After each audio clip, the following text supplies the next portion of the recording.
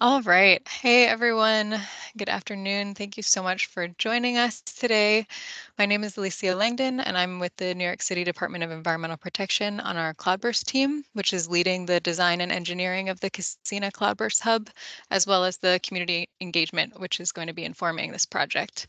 I'm joined here with several members from our team, including Amy Motsney and Caitlin Stath, and maybe a few others as well.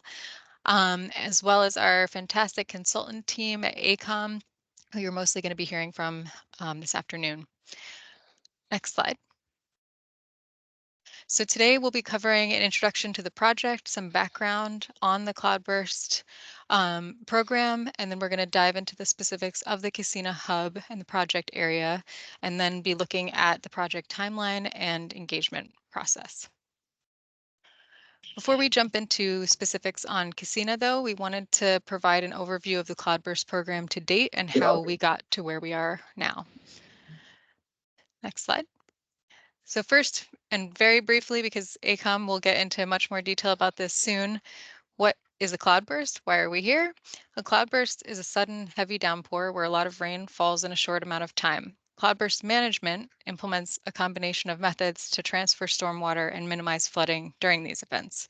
So since New York City has been experiencing more and more of these extreme events, we've been developing the Cloudburst program since 2015, and this began as a sister city partnership with the city of Copenhagen, who's been implementing Cloudburst projects for well over a decade to deal with extreme flooding from their Cloudburst events.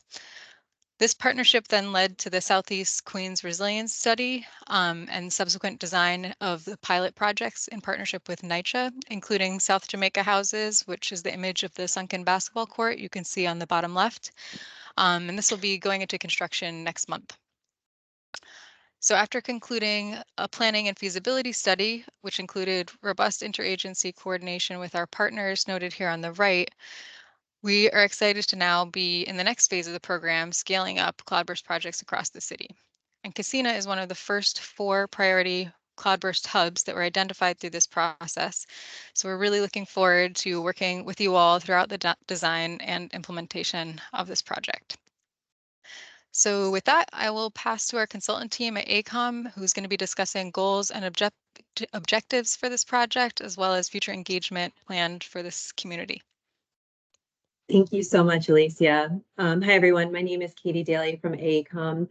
I am the Deputy Project Manager for the Kissena Cloudburst project. I just wanted to take a moment to highlight one particular person, Karen Apple.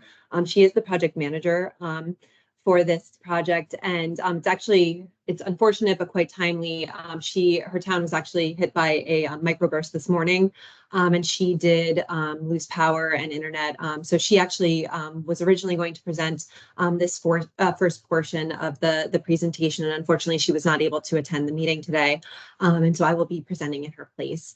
I also just wanted to share the team that we have on this slide. This is just a portion of our team that we have working on the project.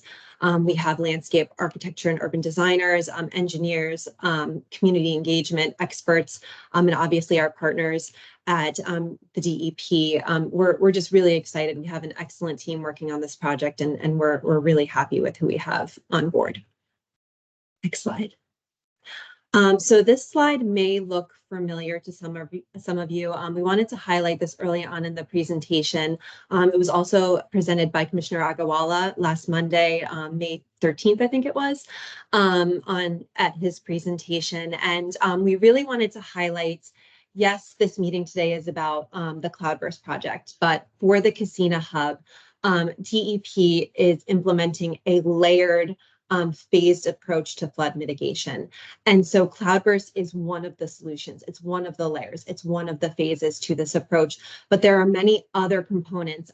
Some are short-term solutions. Some are long-term solutions, different costs, timeframes. There may be some overlap, and some of these projects could be happening concurrently. And also there's some different degrees of intervention in these projects. And so we really wanted to highlight this again because we understand that for Kissena, there has to be an integrated, holistic, multi-layered approach to flood mitigation. And so the first layer, many of you are probably familiar with, it's the green infrastructure. It's currently in construction. I think construction is ending soon in 2025. That's your bioswales, your rain gardens. And then that moves into Cloudburst, which Cloudburst is going to build upon that foundation and focus on flood mitigation for a very specific type of storm, which we'll talk about that in a few slides. But again, building upon what has already been done with the green infrastructure work. We are currently in the design phase. Procurement will be from 2026 to 2027, and then construction ending in 2029. And then also happening following Cloudburst are the Blue Belt project, which is in its planning phase for Kissena Park, as well as sewer improvements and upgrades. And so again, we just wanted to highlight Cloudburst is just a piece, but all of these projects are building upon one another, working holistically to address the flooding concerns in Kissena. Next slide. So just a little bit of background on Cloudburst, what a Cloudburst event is, what Cloudburst flooding can lead to. So cloudburst impacts, the definition of a cloudburst event is a sudden heavy downpour that drops a lot of rain in a short amount of time. So it's these short, intense events that are happening more and more frequently these days. And unfortunately, the sewer systems, when they were built, when they were designed, they weren't necessarily designed for these types of events. And so what's happening is the sewer systems can get overwhelmed by these cloudburst events, and that's causing impacts throughout New York City. And we're seeing it everywhere. And these impacts can also look a little bit different than flooding impacts from other types of flooding. Next slide. So the main types of flooding that New York City can experience are the following, and these can happen on their own, they can happen at the same time, but these are the four that we generally can experience. The first is your overland flooding. So that's when you have a rainfall event, the rain hits the ground, flows over land, and then tends to pool in your low spots. There's coastal flooding. So your coastal flooding is, your flooding related to storm surge, typically when we're thinking about, say, a tropical storm or a hurricane. Groundwater flooding, when your water table begins to rise, it can actually lead to above ground flooding as well. And then system surcharging. So you have your sewer system, it can get overloaded, exceeds its capacity, and then can surcharge above ground. When we focus on a cloudburst event and cloudburst flooding, we're going to be primarily focusing on the overland flooding. Next slide. So as I said on the previous slide, for overland flooding, it's going to occur when your rainwater flows downhill over the land and collects in your low-lying areas, which that's a really important point, and we'll talk about that more in a few slides also. But again, we're talking about a cloudburst event, so it's a really extreme rainfall, and it's happening obviously in an urban area. So you have a lot of impervious surface, and there's less of an opportunity for the rainfall to infiltrate into the ground, and so you get more water that's pooling in these low-lying areas, and then that leads to the sewer system essentially exceeding its capacity and overflowing. Next slide. But the good news is the city, the DEP, they are committed to advancing cloudburst solutions. And so what we wanted to highlight, again, early on to all of you is the city is committed. There's funding that is committed to initiating these cloudburst mitigation projects in your neighborhood. So there are 3 cloudburst management methods that we will continue to refer to as this project moves forward. Absorb, store, and transfer. So absorption is where you have an opportunity, say like porous pavement or permeable pavers. And so instead of the rainwater staying on the surface, it has the opportunity to infiltrate into the ground. Storage would be your stormwater storage. An example would be, say, a constructed wetland. And so it gives the opportunity to retain and hold some of the rainwater, so it's not immediately overburdening the sewer system. And then transfer is also another method that we have in our cloudburst management toolkit. And that is, sometimes you wouldn't think of transfer as, a stormwater management method, but when you think about transfer, it could be something as simple as a drainage pipe, and maybe you're redirecting some of the water that was originally going, into the CSO, but now we're going to redirect it, say, into one of our storage methods. And so that can also provide us with cloudburst management opportunities. Next slide. So that's a little bit about Cloudburst. Now what we wanted to do is talk about your area, the Kissena project area. Next slide. So when we start a project like this, we want to take some time to understand the hydraulic history of the area. We also want to understand the current conditions of the area. And that really helps us understand, why the flooding is happening and, what are our options to help try to improve it. So if we look at the glacial history, human intervention, both of these two pieces have really made Kissena prone to flooding. If you look at the map on the screen, this is a map from 1873. So it's showing Queens, and in blue is actually the historic Kissena Creek. And if you see on the map, you can see Kissena Lake, and the creek actually goes right through Kissena Park and Kissena Corridor Park. So historically, the water that it flowed from Kissena Creek into Flushing Bay. And so the unfortunate thing about water that we know is, historically where it flows is going to want to keep flowing there. And so, having this understanding of the natural pathways historically of the water is very, very key and helpful. We also wanted to highlight the fact that, and we have a few slides that demonstrate this more later, Kissena Hub is the low point of the area. Next slide. And one thing I actually was just going to mention too, I did notice there were some hand raised. We actually, at the end of this presentation, we are going to be distributing a survey that's going to have opportunities for you to answer many questions, many of which are open-ended, many of which you can ask questions, state different concerns. So I just wanted to say that, and Eric will talk to this also, but I did see a hand come up, so I just wanted to address that. One other piece that we noticed about the history of or actually the current conditions of the area is the CSO drainage area. And we thought this was also just very, very impactful, this picture.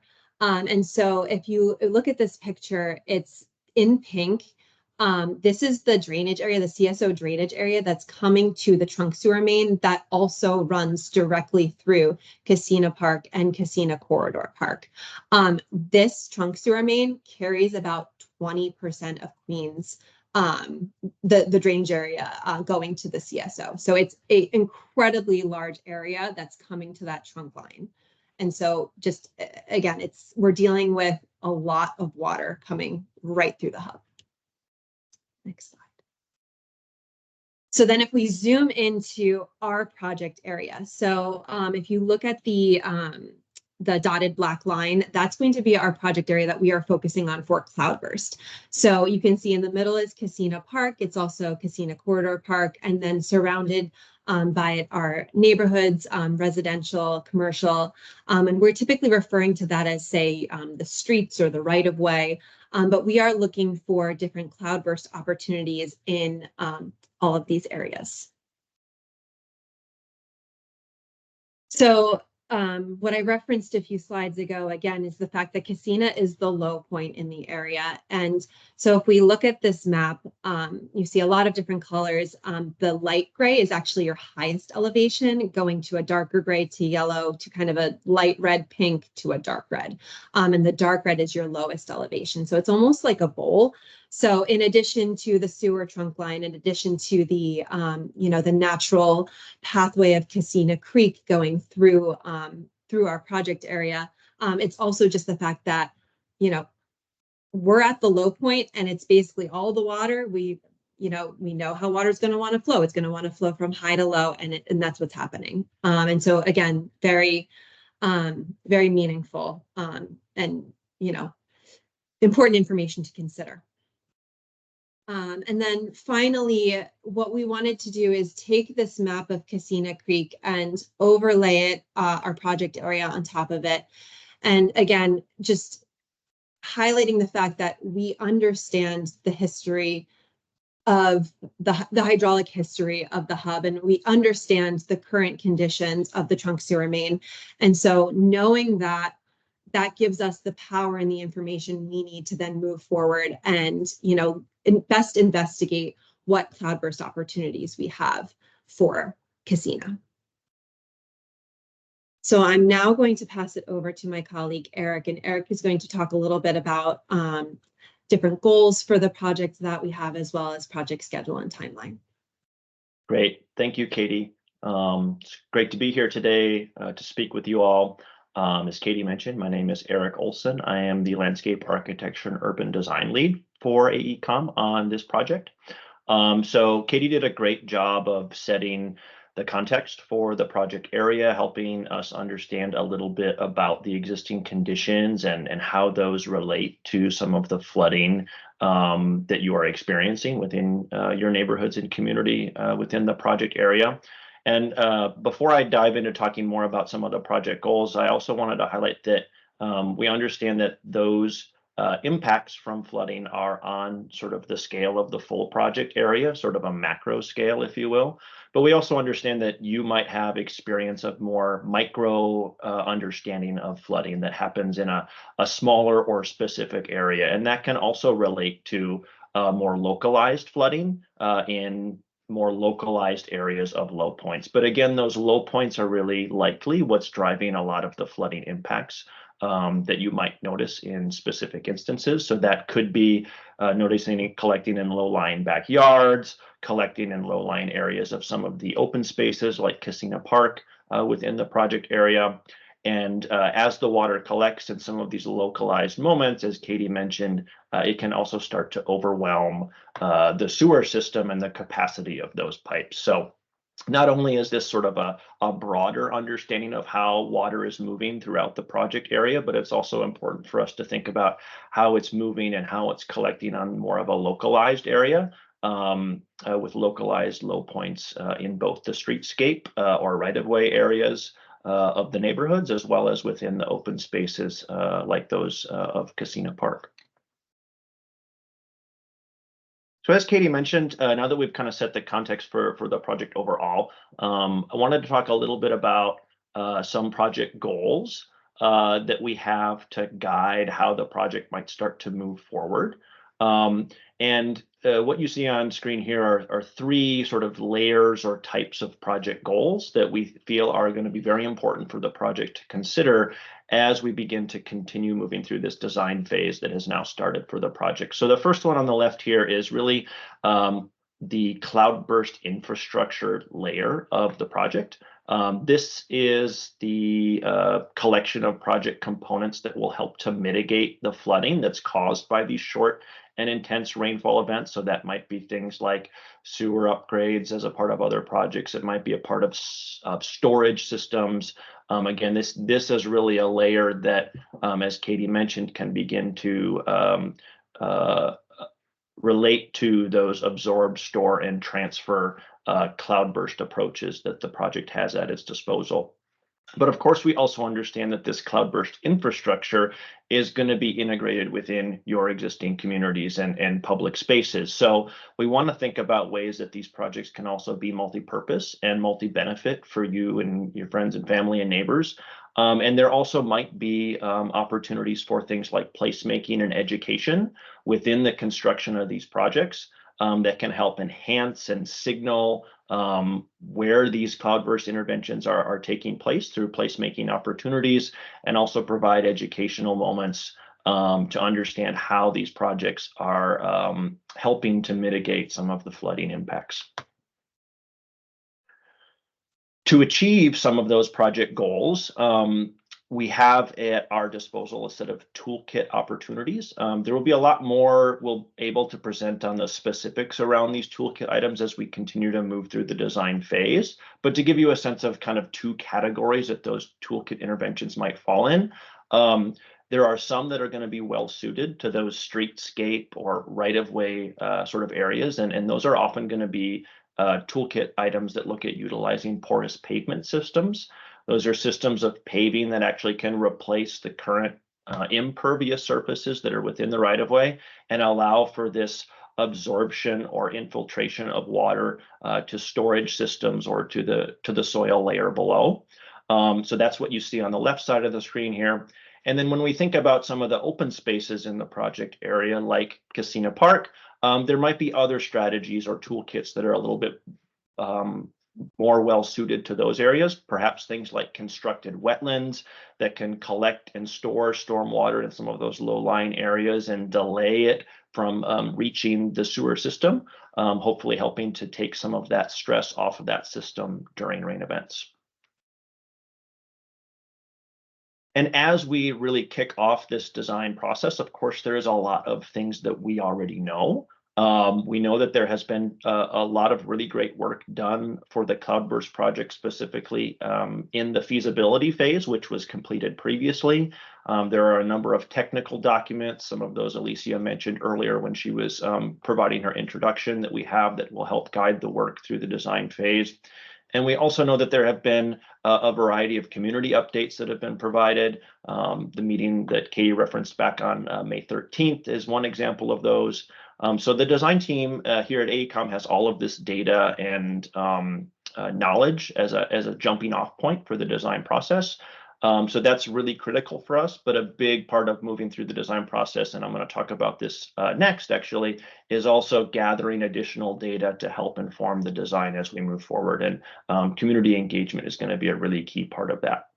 So we have some information that we already know.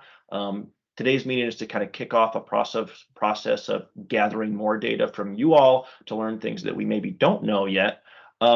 And we're also currently continuing to evaluate some of the technical elements of the project. The right side of the screen here, you see some screenshots from a computer flood model that our engineers are currently working through. There will be a lot more information we're able to provide on the details around this flood modeling in the coming months, likely at future community meetings. Our engineers are in the midst of crunching the numbers and working through that flood modeling. But that will also help guide our team in understanding where flood mitigation interventions could have the greatest impact for the Cloudburst project area in Kissena Hub. So that gives a little bit of a sense on where we're at as we kick off the design process here for the project. And what I wanted to move into now is to talk a little bit about what's coming next. What does the project timeline look like? What can you all expect as far as touch points, opportunities to engage with our team here at AECOM and with our partners at DEP on the project, so that you have a sense of what's coming up on the horizon. So this is a little bit of a revised version of the timeline that Katie presented at the beginning of the presentation, but this is focused specifically on our Cloudburst project here at the Kissena Hub. So as I mentioned, the feasibility phase was completed previously in late 2023, and we have now kicked off the design phase, which is the second bubble you see here on the screen, second from the left. Kicked off early this year, and we expect the design process to continue through late of next year, 2025. Once the design process is completed, the project will move into procurement, which is expected to last roughly a year from late 2025 to 2026, and then ultimately into construction after the procurement phase, and construction is anticipated to last until late 2026 or early 2029. What I wanted to also mention on this slide is that there will be opportunities for community engagement touchpoints throughout this full process. There were community engagement components of the feasibility phase. I'll talk more on the next slide about the specifics of the community engagement touchpoints that are planned for as a part of the design phase. And there will be continued opportunities to receive updates and information on how the project is progressing in later phases of the project as well.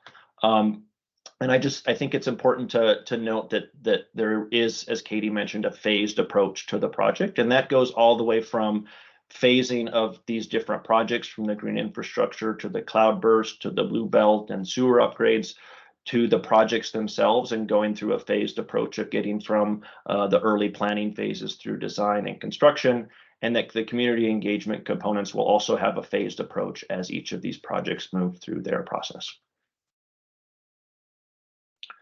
So what can we expect moving forward for this project and for the community engagement opportunities, your opportunity to engage with our team as we move through this design phase of work? So you see on the very left side of the screen that first white bubble called Introduction and Listening. That represents this afternoon's meeting. We also held this exact same presentation yesterday evening. So this is our second version of it. So that's happening in late spring of this year, 2024. To kick off this design phase, it's in a moment for us to introduce our project team to you all and also provide an opportunity for you all to provide some early feedback. And I will mention the ability and the best platform to do that here in a minute. But moving forward after today, there will continue to be a variety of opportunities to engage with our team. In the summer of this year, we will look to be coming back to you all to really start to talk a little bit more on how do we create the vision for this project through the design process. So we're going to be having what we're calling a project visioning workshop. More details to come on that, but we are that's a moment for us to talk with you about developing design objectives and design goals for the various layers of this project. Whether that might be understanding how the Cloudburst infrastructure components come together or what placemaking or educational opportunities might accompany those.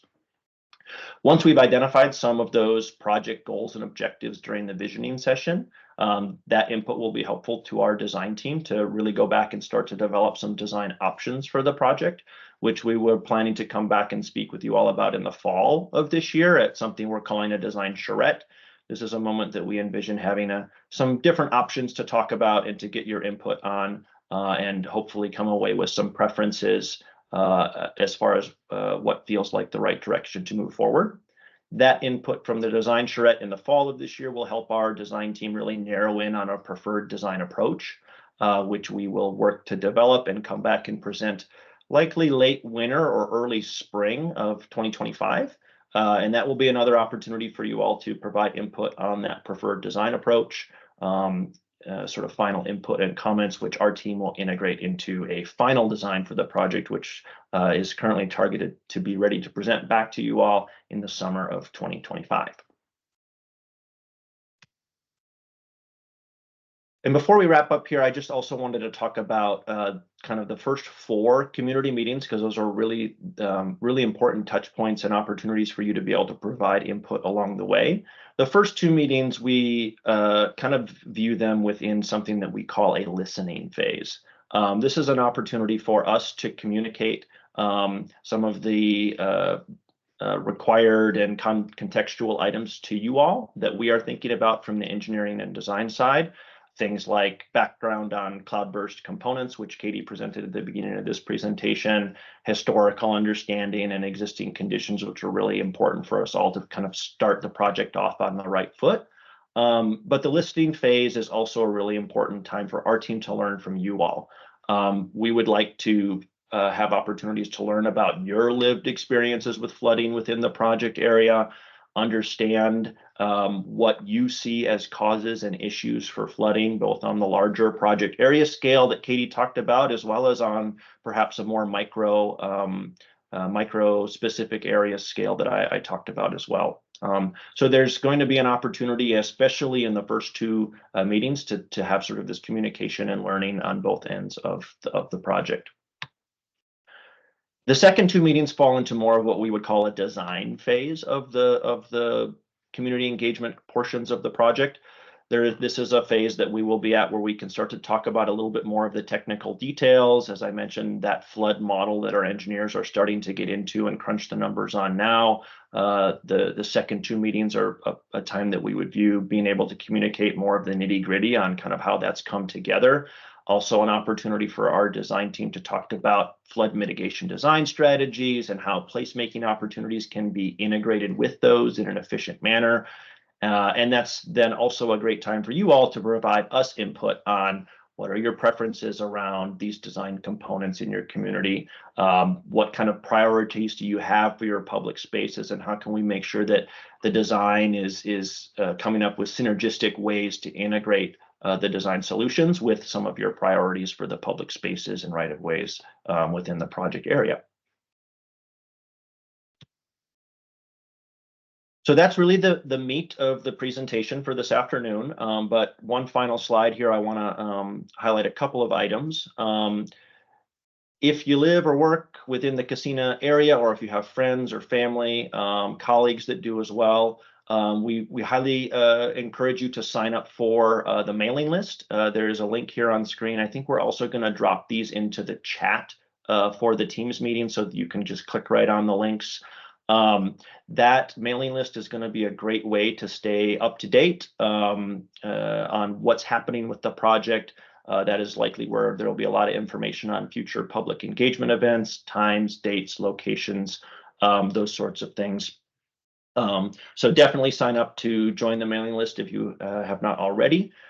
Second, in lieu of an open Q&A period today, because we're holding this in a virtual session and because it is the first meeting and we really wanted to collect as much input and understand as many comments and thoughts from your side as possible, our team has actually developed a digital online survey that has a variety of questions. Some of them are multiple choice, others are more open-ended and allow for written responses for you to provide comments, thoughts, questions back to us.